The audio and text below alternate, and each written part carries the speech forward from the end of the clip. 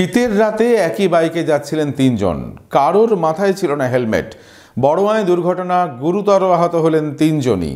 বহরমপুর শহরেই 4 star deluxe premium hotel with luxury and comfort golden retreat. এখানেই জেলার একমাত্র ডিস্কোথেক, আছে রেস্টুরেন্ট, লাউঞ্জ বার, অত্যাধুনিক gym, spa, swimming pool, club মেম্বারশিপের সুযোগ। বহরমপুর শিল্প তালুকে গোল্ডেন রিট্রিট।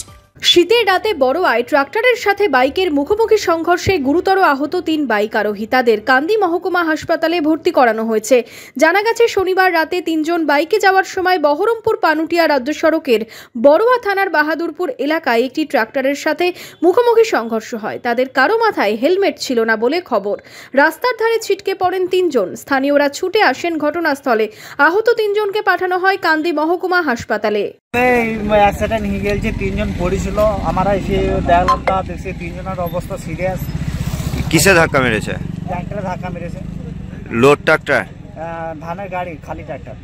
সে পালিয়ে গিয়েছে নাকি? সে মেবি পালিয়ে গেছে, রকেটিং গিয়েছে। এরা কতটা আহত হয়েছে?